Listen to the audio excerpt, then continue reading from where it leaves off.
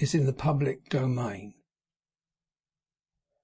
in which Mrs. Harris, assisted by a teapot, is the cause of a division between friends. Mrs. Gamp's apartment in Kingsgate Street, High Holborn, wore, metaphorically speaking, a robe of state. It was swept and garnished for the reception of a visitor. That visitor was Betsy Prigg. Mrs. Prigg of Barthelemy's, or as some said Barclemy's, or as some said Barlemy's, for by all these endearing and familiar appellations had the hospital of St. Bartholomew become a household word among the sisterhood which Betsy Prigg adorned. Mrs. Gamp's apartment was not a spacious one, but to a contented mind a closet is a palace, and the first floor front at Mr. Sweedlepipe's may have been, in the imagination of Mrs. Gamp, a stately pile. If it were not exactly that, to restless intellects, it at least comprised as much accommodation as any person, not sanguine to insanity, could have looked for in a room of its dimensions. For only keep the bedstead always in your mind, and you were safe. That was the grand secret, remembering the bedstead. You might even stoop to look under the little round table for anything you had dropped, without hurting yourself much against the chest of drawers, or qualifying as a patient of St. Bartholomew by falling into the fire. Visitors were much assisted in their cautious efforts to preserve an unflagging recollection of this piece of furniture by its size, which was great. It was not a turn-up bedstead, nor yet a French bedstead, nor yet a four-post bedstead, but what is poetically called a tent, the sacking whereof was low and bulgy, insomuch that Mrs. Gamp's box would not go under it, but stopped half-way, in a manner which, while it did violence to the reason, likewise endangered the legs of a stranger. The frame, too, which would have supported the canopy and hangings, if there had been any, was ornamented with divers pippins carved in timber, which on the slightest provocation, and frequently on none at all, came tumbling down, harassing the peaceful guest with inexplicable terrors. The bed itself was decorated with a patchwork quilt of great antiquity, and at the upper end, upon the side nearest to the door, hung a scanty curtain of blue check, which prevented the zephyrs that were abroad in Kingsgate Street from visiting Mrs. Gamp's head too roughly. Some rusty gowns and other articles of that lady's wardrobe depended from the posts, and these too had so adapted themselves by long usage to her figure, that more than one impatient husband, coming in precipitately at about the time of twilight, had been for an instant stricken dumb by the supposed discovery that Mrs. Gamp had hanged herself. One gentleman, coming on the usual hasty errand, had said indeed that they looked like guardian angels, watching of her in her sleep, but that, as Mrs. Gamp said, was his first, and he never repeated the sentiment, though he often repeated his visit. The chairs in Mrs. Gamp's apartment were extremely large and broad-backed, which was more than a sufficient reason for there being but two in number.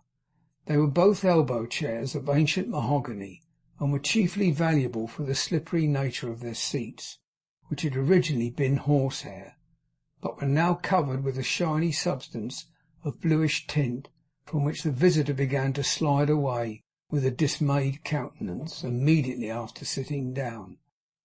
What Mrs. Gamp wanted in chairs she made up in bandboxes, of which she had a great collection, devoted to the reception of various miscellaneous valuables, which were not, however, as well protected as the good woman, by a pleasant fiction, seemed to think, although every bandbox had a carefully closed lid, not one among them had a bottom, owing to which cause the property was merely, as it were, extinguished. The chest of drawers, having been originally made to stand upon the top of another chest, had a dwarfish elfin look alone, but in regard of its security it had a great advantage over the bandboxes, for as all the handles had long ago been pulled off, it was very difficult to get at its contents. This indeed was only to be done by one or two devices, either by tilting the whole structure forward until all the drawers fell out together, or by opening them singly with knives, like oysters. Mrs. Gamp stored all her household matters in a little cupboard by the fireplace, beginning below the surface, as in nature, with the coals, and mounting gradually upwards to the spirits which from motives of delicacy she kept in a teapot. The chimney-piece was ornamented with a small almanac, marked here and there in Mrs. Gamp's own hand with a memorandum of the date at which some lady was expected to fall due.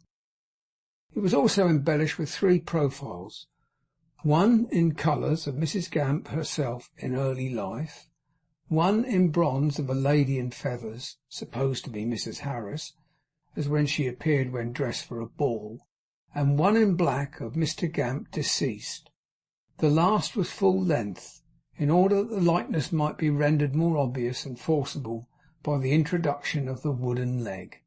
A pair of bellows, a pair of pattens, a toasting fork, a kettle, a pat boat, a spoon for the administration of medicine to the refractory, and lastly Mrs. Gamp's umbrella, which, as something of great price and rarity, was displayed with particular ostentation, completed the decorations of the chimney-piece and adjacent wall. Towards these objects Mrs. Gamp raised her eyes in satisfaction when she had arranged the tea-board, and had concluded her arrangements for the reception of Betsy Prig, even unto the setting forth of 2 pounds of Newcastle salmon intensely pickled. "There, now drat you, Betsy, don't be long," said Mrs. Gamp, apostrophising her absent friend, "for I can't abear to wait, I do assure you. To whatever place I goes, I sticks to this one mortar. I'm easy pleased, but it's as little as I wants, but I must have that little of the best, and to the minute when the clock strikes, else we do not part as I could wish, but bearing malice in our hearts." Her own preparations were of the best, for they comprehended a delicate new loaf, a plate of fresh butter, a basin of fine white sugar, and other arrangements on the same scale. Even the snuff with which she now refreshed herself was so choice in quality that she took a second pinch. "There's the little bell a-ringing now," said Mrs. Gamp, hurrying to the stair-head and looking over. "Betsy Prig might... Why, it's that there disappointing Sweedlepipes, I do believe." "Yes, it's me," said the barber in a faint voice. "I've just come in." "You're always a-coming in, I think," muttered Mrs. Gamp to herself, "except when you are going out. I ain't no patience with that man." "Mrs. Gamp," said the barber. "I say, Mrs. Gamp." "Well," cried Mrs. Gamp impatiently as she descended the stairs. "What is it? Is the Thames afire and cooking its own fish, Mr. Sweedlepipes? Why, what's the man gone and been a-doing of himself? He's as white as chalk." She had the latter clause of inquiry when she got downstairs and found him seated in the shaving chair, pale and disconsolate. "You recollect," said Poll, "you recollect young—" "Not young Wilkins," cried Mrs. Gamp. "Don't say young Wilkins, whatever you do. If your young Wilkins' wife is took—" "It isn't anybody's wife," exclaimed the little barber. "Bailey, young Bailey." "Why, what do you mean to say that chit's a-been a-doing of?" retorted Mrs. Gamp sharply. "Stuff and nonsense, Mr. Sweedlepipes." "He hasn't been a-doing anything," exclaimed poor Poll, quite desperate. "What do you catch me up so short for, when you see me put out to that extent that I can hardly speak? He'll never do anything again. He's done for. He's killed. The first time I ever see that boy," said Poll, "I charged him too much for a red poll. I asked him 3 halfpence for a penny one, because I was afraid he'd beat me down. But he didn't, and now he's dead. And if you was to crowd all the steam engines and electric fluids that ever was into this shop, and set 'em every one to work their hardest, they couldn't square the account, though it's only a halfpenny." "And what a clever boy he was," he said. "What a surprising young chap he was. How he talked, and what a deal he'd knowed. Shaved in this very chair he was. Only for fun, it was. All his fun. He was full of it. Ah, to think he'll never be shaved in earnest. The birds might every one have died and welcome," cried the little barber, looking round him at the cages, and again applying the towel, "sooner than I'd have heard this news." "How did you ever come to hear it?" said Mrs. Gamp. "Who told you?" "I went out," returned the little barber, "into the city to meet a sporting gent upon the Stock Exchange, that wanted a few slow pigeons to practise at. And when I'd done with him, I went to get a little drop of beer, and there I heard everybody a-talking about it. It's in the papers." "You're in a nice state of confusion, Mr. Sweedlepipes, you are," said Mrs. Gamp, shaking her head. "And my opinion is, as half a dozen fresh young lively leeches on your temples wouldn't be too much to clear your mind. Which so I tell you, what were they a talking on, and what was in the papers?' 'All about it,' cried the barber. 'What else do you suppose? Him and his master were upset on a journey. He was carried to Salisbury, and was a breathing his last when the account came away. He never spoke afterwards, not a single word. That's the worst of it to me. But that ain't all. His master can't be found. The other manager of their office in the city, Crimple, David Crimple, has gone off with the money, and is advertised for with a reward upon the walls. Mr Montague, poor young Bailey's master, what a boy he was, is advertised for too.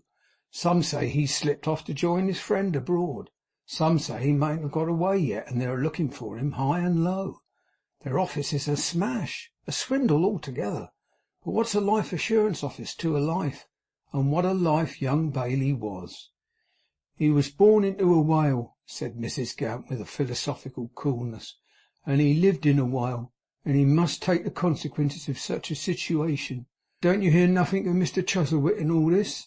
'No,' said Poll, 'nothing to speak of. His name wasn't printed as one of the board, though some people say it was just going to be. Some believe he was took in, and some believe he was one of the takers in. But however that may be, they can't prove nothing against him. This morning he went up of his own accord before the Lord Mayor, or some of them city bigwigs, and complained that he'd been swindled, and that these two persons had gone off and cheated him, and that he had just found out that Montague's name wasn't even Montague, but something else. And they do say that he looked like death, owing to his losses. But, Lord forgive me,' cried the barber, coming back again to the subject of his individual grief, 'what his looks to me, he might have died and welcome 50 times, and not been such a loss as Bailey.' At this juncture the little bell rang, and the deep voice of Mrs Prig struck into the conversation. 'Oh, you're talking about it, are you?' observed that lady. 'Well, I hope you've got it over, for I ain't interested in it myself.' 'My precious Betsy,' said Mrs Gamp, 'how late you are!' The worthy Mrs Prig replied with some asperity that if perverse people went off dead when they was least expected, it weren't no fault of hern, and further, it was quite aggravating enough to be made late when one was dropping in for one's tea without hearing on it again. Mrs Gamp, deriving from this exhibition of repartee some clue to the state of Mrs Prig's feelings, instantly conducted her upstairs, deeming that the sight of pickled salmon might work a softening change. But Betsy Prig expected pickled salmon. It was obvious that she did, for her first words after glancing at the table were, 'I knowed she wouldn't have any cowcumber.' Mrs Gamp changed colour, and sat down upon the bedstead. 'Lord bless you, Betsy Prig, your words is true. I quite forgot it.' Mrs Prig, looking steadfastly at her friend, put her hand in her pocket, and with an air of surly triumph drew forth the oldest of lettuces, or youngest of cabbages, but at any rate a green vegetable of an expansive nature, and of such magnificent proportions that she was obliged to shut it up like an umbrella before she could pull it out.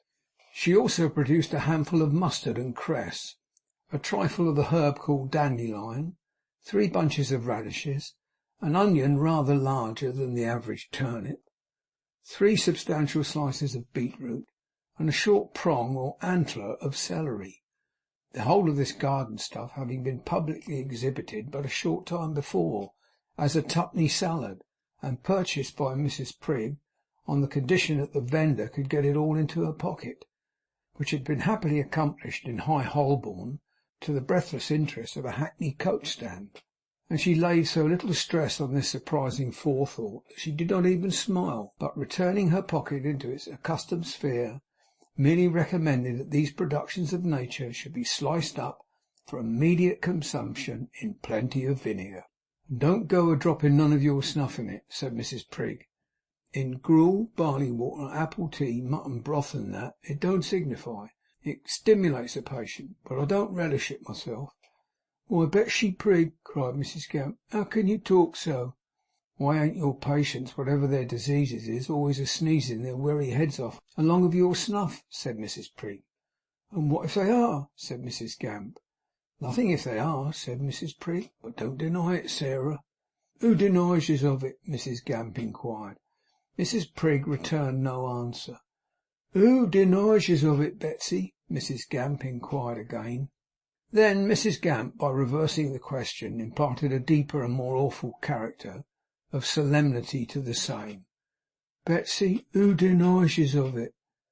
It was the nearest possible approach to a very decided difference of opinion between these ladies, but Mrs Prigg's impatience for the meal being greater at the moment than her impatience of contradiction, she replied for the present, "Nobody if you don't, Sarah," and prepared herself for tea, for a quarrel can be taken up at any time, but a limited quantity of salmon cannot.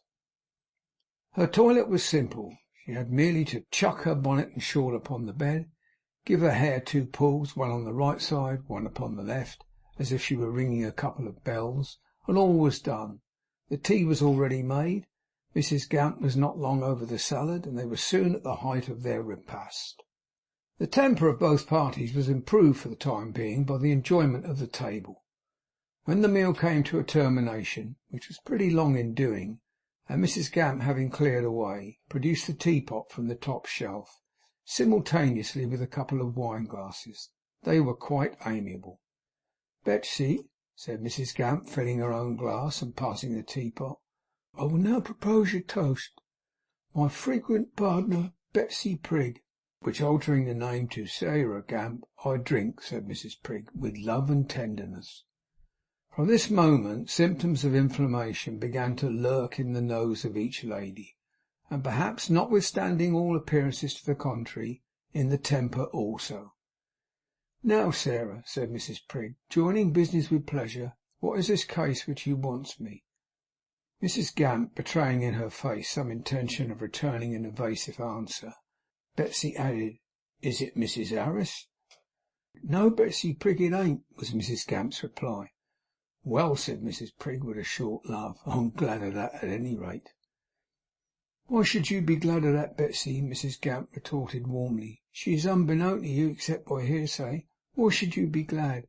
If you have anythink to say contrary to the character of Mrs Harris, which well I knows behind her back, afore her face, or anywheres, is not to be impeaged out with, Betsy.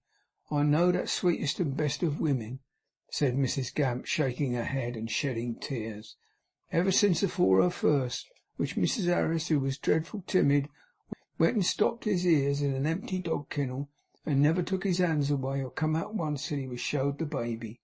When being took with fits, the doctor collared him and laid him on his back upon the airy stones, and she was told to ease her mind. His owls was organs. And I have knowed her, Betsy Prigg, when he has hurt her feeling heart, by saying of his ninth that it was one too many, if not two. Dear innocent was a cooing in his face, which thrive it did, though bandy. But I have never knowed as you occasion to be glad, Betsy, on accounts of Mrs Harris not requiring you. Require she never will, depend upon it, for her constant words in sickness is, and will be, send for Sairey." During this touching address, Mrs Prigg, adroitly feigning to be the victim of that absence of mind which has its origin in excessive attention to one topic, helped herself from the teapot without appearing to observe it.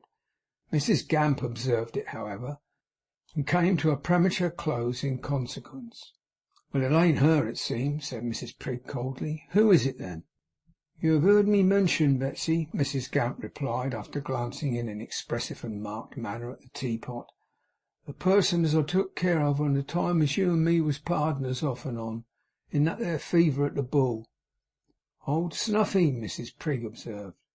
Sarah Gamp looked at her with an eye of fire, for she saw in this mistake of Mrs Prigg another wilful and malignant stab at that same weakness or custom of hers, an ungenerous allusion to which, on the part of Betsy, had first disturbed their harmony that evening. And she saw it still more clearly when, politely but firmly correcting that lady by the distinct enunciation of the word Chuffy, Mrs Prigg received the correction with a diabolical laugh. The best among us have their failings, and it must be conceded of Mrs Prigg that if there were a blemish in the goodness of her disposition, it was a habit she had of not bestowing all its sharp and acid properties upon her patients, as a thoroughly amiable woman would have done, but of keeping a considerable remainder for the service of her friends. Highly pickled salmon and lettuces chopped up in vinegar may, as viands possessing some acidity of their own, have encouraged and increased this failing in Mrs. Prig, and every application to the teapot certainly did, for it was often remarked of her by her friends, she was most contradictory when most elevated. It is certain that her countenance became about this time derisive and defiant, and that she sat with her arms folded and one eye shut up, in a somewhat offensive, because obtrusively intelligent manner. Mrs. Gamp, observing this, felt it the more necessary that Mrs. Prig should know her place, and be made sensible of her exact station in society, as well as of her obligations to herself. She therefore assumed an air of greater patronage and importance as she went on to answer Mrs. Prig in a little more detail. "Mr. Chuffey, Betsy," said Mrs. Gamp, "is weak in his mind. Excuse me if I makes that remark, but he may be neither be so weak as people thinks, nor may not think he is so weak as they pretends. And what I knows, and what you don't, you don't. So do not ask me, Betsy. But Mr. Chuffey's friends has made proposals for his being took care of, and has said to me, Mrs. Gamp, will you undertake it? We couldn't think, they says, of trusting him to nobody but you, for Sairey, you are gold, as has passed the furnage. You will undertake it at your own price, day and night, and by your own self. No, I says, I will not. I do not reckon on it. There is, I says, but one creature in the world that I would undertake on such terms, and her name is Harris. But I says I'm quite acquainted with a friend whose name is Betsy Prig, that I can recommend and will assist me. Betsy, I says, is always to be trusted under me, and will be guided as I could desire." Here Mrs. Prig, without any abatement of her offensive manner, again counterfeited abstraction of mind, and she stretched out her hand to the teapot.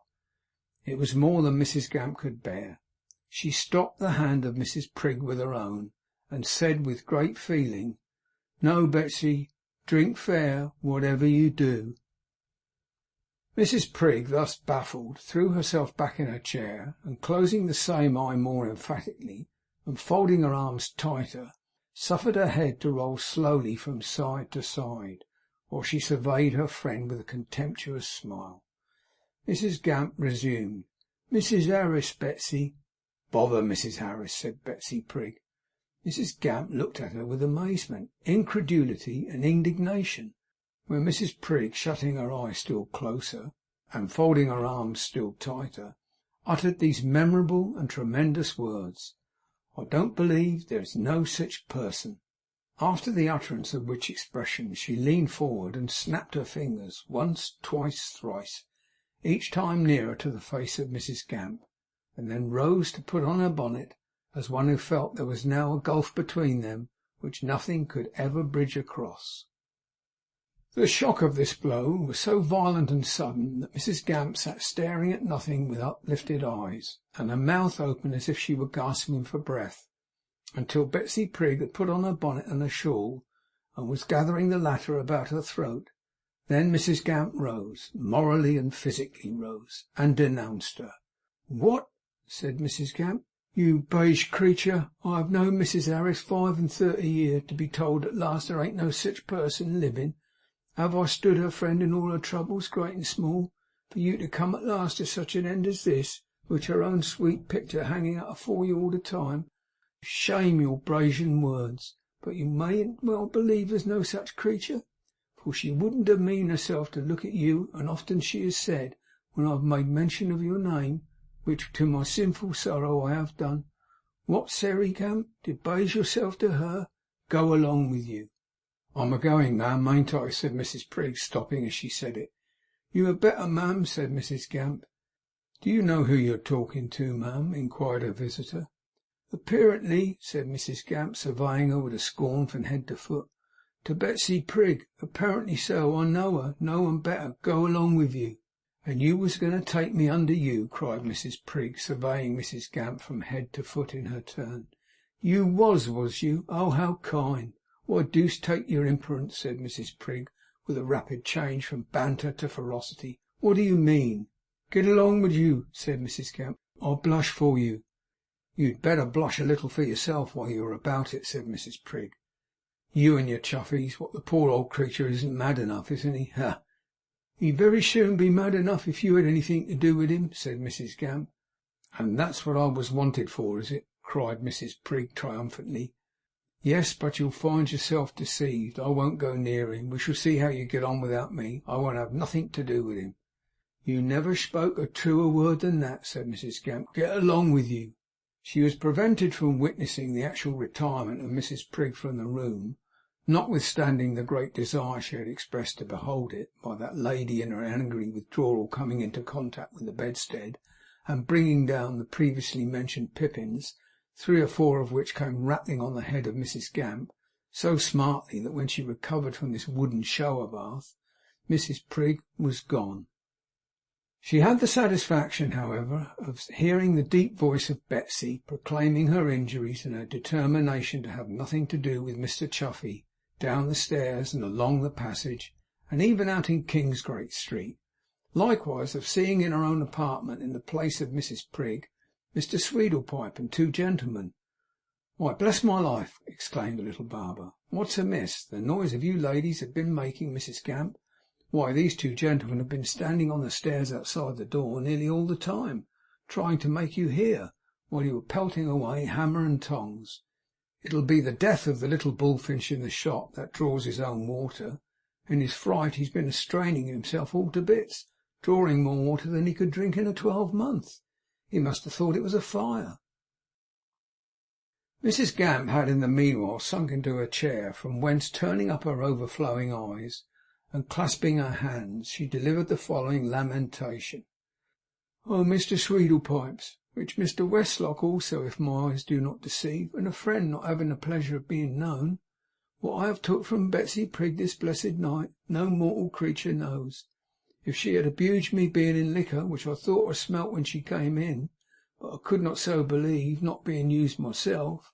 Mrs Gamp, by the way, was pretty far gone, and the fragrance of the teapot was strong in the room. 'I could have bore it with a thankful heart, but the words she spoke of Mrs Harris, lambs could not forgive. No, Betsey,' said Mrs Gamp, in a violent burst of feeling, 'nor worms forget.' The little barber scratched his head and shook it, and looked at the teapot, and gradually got out of the room. John Westlock, taking a chair, sat down on one side of Mrs Gamp. Martin, taking the foot of the bed, supported her on the other.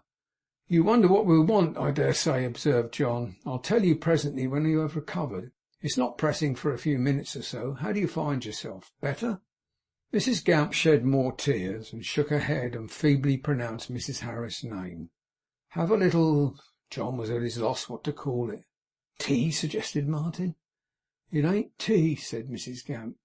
'Physic of some sort, I suppose,' cried John. 'Have a little.' Mrs Gamp was prevailed upon to take a glassful.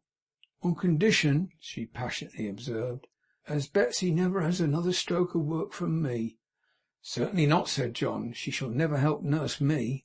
'To think,' said Mrs Gamp, 'as she could ever have helped to nurse that friend of yourn, and been so near of hearing things that John looked at Martin. 'Yes,' he said, 'that was a narrow escape, Mrs Gamp.' 'Narrower indeed,' she returned. 'It was only my having the night, and hearing of him in his wanderings, and her the day, that saved it. What she could have said and done if she'd have knowed what I know, that perfidious wretch! Yet, oh, good gracious me,' cried Mrs Gamp, trampling on the floor in the absence of Mrs Prig, 'that I should hear from the same woman's lips what I have heard her speak of Mrs Harris.' 'Never mind,' said John. 'You know it's not true.' 'Isn't true!' cried Mrs Gamp. 'True! Don't I know was that dear woman is expecting of me at this minute, Mr Westlock, and is a looking out of the window down the street, with little Tommy Harris in her arms, and calls me his own Gammy, and truly calls, for bless the mottled little legs of that there precious child, like Canterbury brawn, his own dear father says, which they so are. His own I have been ever since I found him, Mr Westlock, and his small red worsted shoe a gurgling in his throat where he had put it in his play. A chick, while they was leaving of him on the floor, a looking for it through the house, and him a choking sweetly in the parlour. Oh, Betsey Prig, what wickedness you've showed this night! But never shall you darken Sairey's doors again, you twining serpient.' 'You were always so kind to her too,' said John, consolingly. That's the cutting part. That's where it hurts me, Mr. Westlock,' Mrs. Gamp replied, holding out her glass unconsciously while Martin filled it. 'Chosen to help you with Mr. Lewsome,' said John. 'Chosen to help you with Mr. Chuffey.' 'Chose once, sir, but chose no more,' cried Mrs. Gamp. 'No pardnership with Betsy Prig again, sir.'